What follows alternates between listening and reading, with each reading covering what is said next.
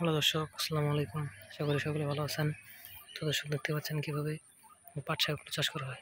তো দর্শক, আপনারা চাইলে কিন্তু এভাবে পাট শাকগুলো কিন্তু চাষ করতে পারেন। তো দর্শক, এই পাট শাকগুলো চাষ করলে কিন্তু আপনারা প্রচুর পরিমাণে কিন্তু লাভ আনতে পারবেন। তো দর্শক, খুব সহজে কিন্তু এই পাট শাকগুলো কিন্তু চাষ করা যায়।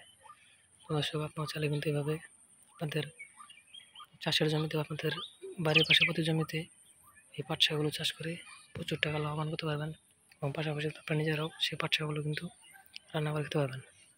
তো দর্শক, এই পাট শাকগুলো যদি আপনার চাষ করতে চান, তাহলে আপনাদের এই পাট শাকের বীজগুলো বাজার থেকে কিনে আনতে হবে।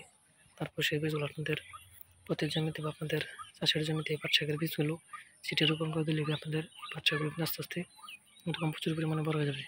যখন প্রথমে এই পাট শাকগুলো বড় হয়ে যাবে, তখন সেই পাট শাকগুলো আপনারা তুলে নিয়ে বাজারে বিক্রি করতে পারবেন, এবং পাশাপাশি আপনারা নিজেরাও সেই পাট শাকগুলো কিন্তু খেতে পারবেন। তো দর্শক, এতে কিন্তু আপনারা প্রচুর পরিমাণে কিন্তু লাভবান হতে পারবেন। তো দর্শক, দেখতে পাচ্ছেন কীভাবে চাষের জমিতে পাট শাকগুলো চাষ করা হয়েছে। তো দর্শক, আপনারা চাইলে কিন্তু এভাবে আপনাদের চাষের জমিতে পাট শাকগুলো চাষ করে কিন্তু প্রচুর টাকা লাভবান করতে পারবেন, এবং পাশাপাশি কিন্তু আপনি নিজেরাও সেই পাট শাকগুলো কিন্তু রান্না করে খেতে পারবেন।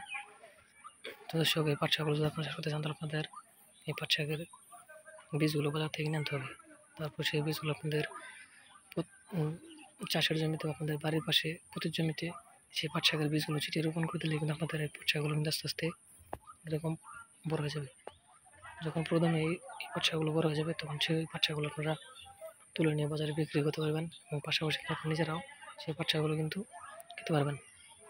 তো দর্শক, দেখতে পাচ্ছেন কীভাবে এই পাট শাকগুলো চাষ করা হয়।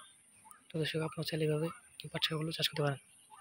তো দর্শক, আমাদের ভিডিওটি যদি আপনার একটু ভালো লেগে থাকে, তাহলে অবশ্যই চ্যানেলটি সাবস্ক্রাইব করে দেবেন, এবং ভিডিওতে একটি লাইক করে দেবেন। ধন্যবাদ, সকলে ভালো থাকবেন। আসসালামু আলাইকুম।